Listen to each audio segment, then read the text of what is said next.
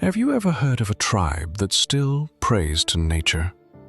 A people who don't follow Islam, Christianity, or any of the major religions, yet live surrounded by millions who do. A community where women are free to choose their husbands, dance in public, and drink wine, all in the middle of conservative Pakistan. They are called the Kalash, and their story might be one of the most extraordinary and tragic tales you've never heard. They number less than 4,000 today. They have no written scripture, no global movement behind them, no official protection that truly matters. Their culture, once vibrant and untouched, is now slowly eroding, one marriage, one conversion, one lost word at a time. And if nothing changes, this entire civilization might disappear within a single human lifetime. And the saddest part? Almost no one cares. The Kalash live in a place few outsiders ever visit, 3 remote valleys in the northwestern corner of Pakistan, Bambarat, Rumbur, and Birar. These valleys are carved into the base of the Hindu Kush mountain range, a natural fortress that kept the Kalash isolated for generations. Unlike their neighbors, the Kalash are not Muslim. They follow a belief system rooted in animism, ancestor worship, and a deep spiritual connection with nature. They believe that everything, from the river to the sun, the mountains to the wind, carries a divine spirit. Their gods are not distant figures in the sky, but active presences in daily life. The Kalash live in wooden houses stacked into the hillsides. They grow wheat, barley, and grapes. They herd goats and cows, and above all, they celebrate. They sing, they dance, they drink. They honor life and death with joy. But this joy is no longer safe. Who are the Kalash really? No one knows for certain. Some claim they are descendants of Alexander the Great's soldiers, left behind when his army passed through the region in 327 BCE. This theory grew popular because of their lighter skin, hazel or blue eyes, and some words in their language that sound faintly Greek. Modern DNA research has shown that Kalash do carry Mediterranean markers, more than surrounding populations. But there's also evidence of ancient Central Asian ancestry, and that their roots may go back far beyond Alexander's time. The Kalash themselves tell a different story. They say their ancestors came from the West thousands of years ago, bringing with them purity, songs, and a way of life that honored the sacred rhythms of nature. Regardless of their true origin, the Kalash are one of the last remaining non-Muslim indigenous tribes in the entire region. And that fact alone makes them vulnerable. The Kalash are not dying out because of war or famine. They're not being pushed out with violence. What they're facing is cultural suffocation, a slow and quiet erasure. It starts with education. Most Kalash children now attend government-run schools, where Islamic practices are dominant. They're told their traditions are backward, that their gods are false, that their language is unnecessary. Some even face bullying and shame for their customs, especially girls who don't wear the veil. Then comes conversion. There are no laws forcing Kalash to convert to Islam, but the social pressure is immense. Marrying a Muslim often means leaving Kalash identity behind. Government benefits, job access, and safety all come easier after conversion. And once a family converts, they almost never return. They stop celebrating festivals. They stop speaking the Kalash language. Their shrines go unvisited. Their traditions die. One home at a time, one name at a time, one silence at a time. If there is one thing the Kalash are known for, it's their festivals. They don't just mark the seasons, they honor the spirits of life and death, of water and stone, of crop and beast. Each celebration is a bridge between the mortal and the divine. One of the most important is Chilan Joshi, the spring festival. It happens in May, when the valleys bloom with wildflowers and the mountain snow begins to melt. For 4 days, villagers dress in their finest clothes. Women wear black woolen robes embroidered with bright orange, pink, and green patterns. They adorn their heads with handcrafted beaded crowns, often passed down for generations. During Chilam Joshi, wine flows freely. Yes, wine. In a country where alcohol is banned for Muslims, the Kalasha produce their own fermented grape wine, used in rituals and celebrations. Men and women dance in circles, chanting ancient songs, calling on their gods for fertility, strength, and protection. Another key ritual is goat sacrifice. The goat is considered a sacred animal, a messenger between the physical world and the spiritual realm. Before planting crops or beginning a festival, goats are offered to the deities. The blood is seen as a gift, a necessary exchange to maintain balance in the valley. But each year, fewer goats are sacrificed, fewer songs are sung. The younger generation isn't always interested. In many parts of the world, especially South Asia, women's freedoms are tightly controlled. But among the Kalasha, women are different. They are not required to cover their heads or faces. They can choose their partners freely, even divorce and remarry if they wish. They dance alongside men. They speak openly in gatherings. They take part in economic decisions, farming, even spiritual life. For outsiders, this may seem normal, but in Pakistan, such freedoms are rare and controversial. This independence makes Kalasha women the symbol of the tribe's uniqueness, but also the target of outside pressure. Conservative groups often criticize their clothing and behavior, calling them immoral.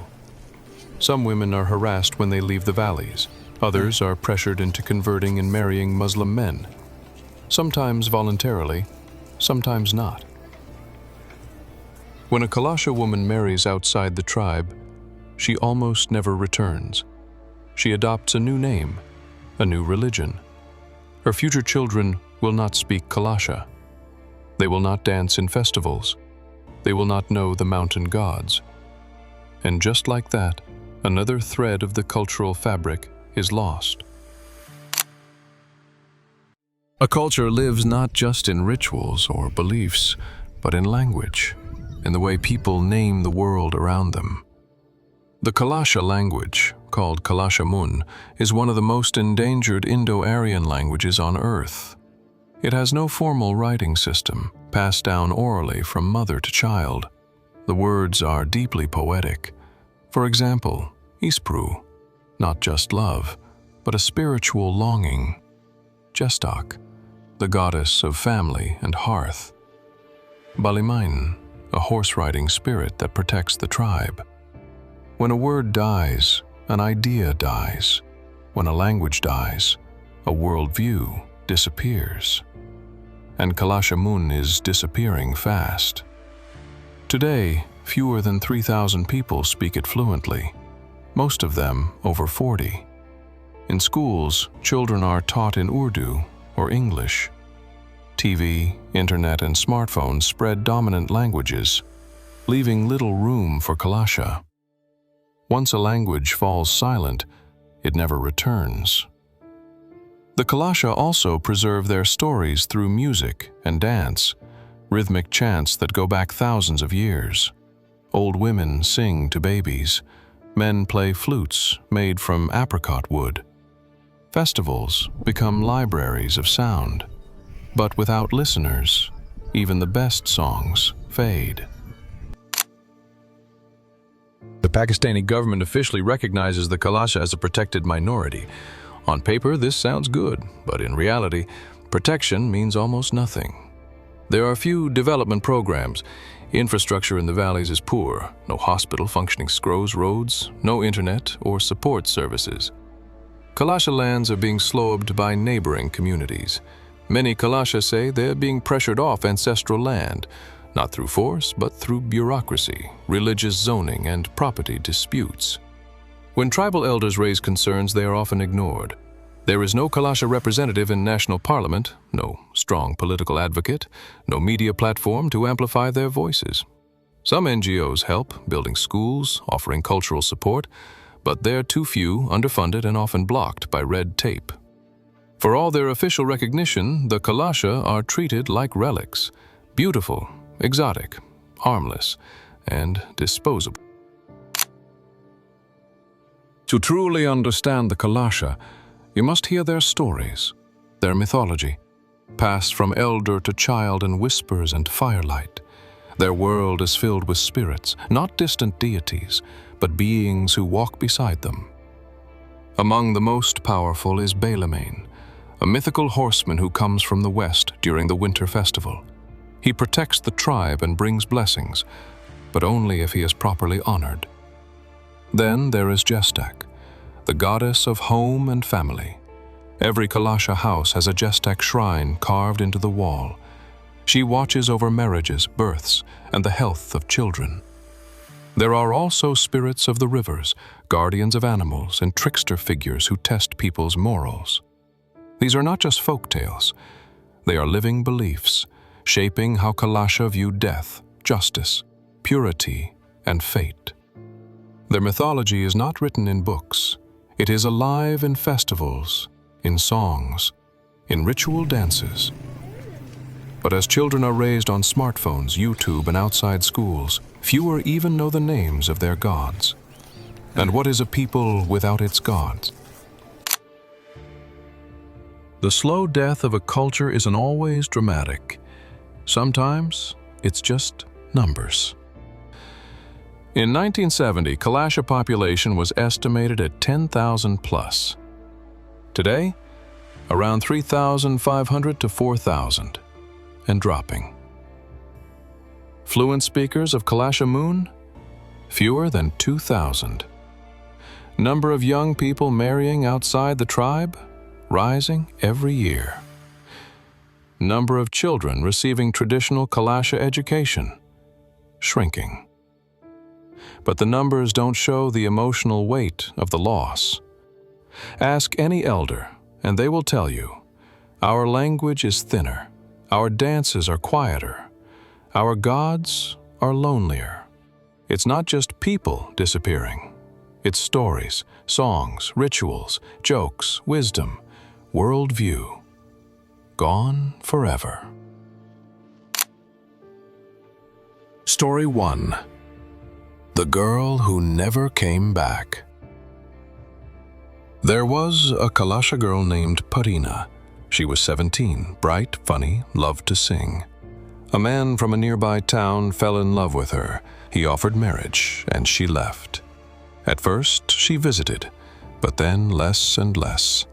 She had a baby, converted to Islam, and her new family forbade contact.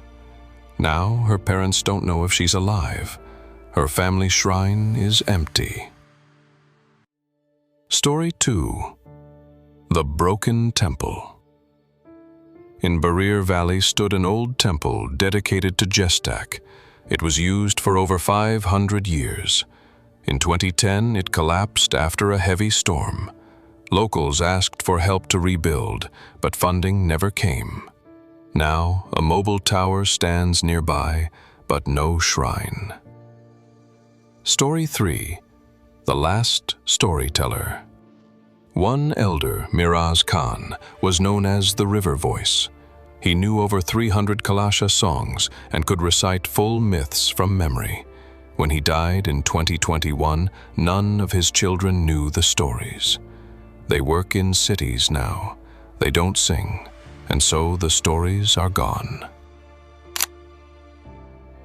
Internationally, the Kalasha are treated like a curiosity, a primitive tribe in tourist brochures. Every few years, a journalist writes a piece, some NGOs raise funds, but real global action? Almost none. They are too small. They offer no political advantage. They're not in a war zone, so they're not urgent. They don't produce oil. They don't threaten borders. Even UNESCO, which tracks endangered cultures, has listed Kalash, but done little. Some anthropologists have begged for urgent intervention, but it gets drowned in noise, and so the Kalash are stuck between two worlds. Too modern to be pure, too old to be relevant, too peaceful to be newsworthy, too distant to be rescued. Why should you care? You don't live in Pakistan, you're not Kalash. You've never met them, their loss is not your loss, right? Wrong. Every time a language dies, humanity becomes less imaginative. Every time a tradition ends, our shared history becomes less diverse. Every time a culture disappears, we lose a way of seeing the world.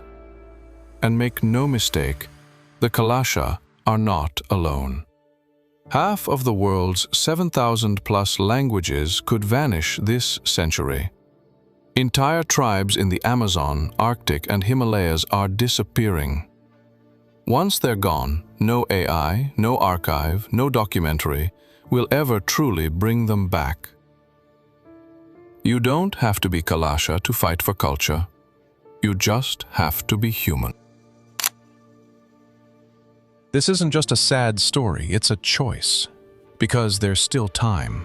The Kalash still live, they still sing, they still believe, they still love. They need allies, not saviors. They need listeners, not cameras. They need attention, not pity. You don't need to donate. You don't need to visit. Just share this story, talk about them, learn about them. Make the world know they exist. Because the fastest way a culture dies is when no one remembers it ever lived.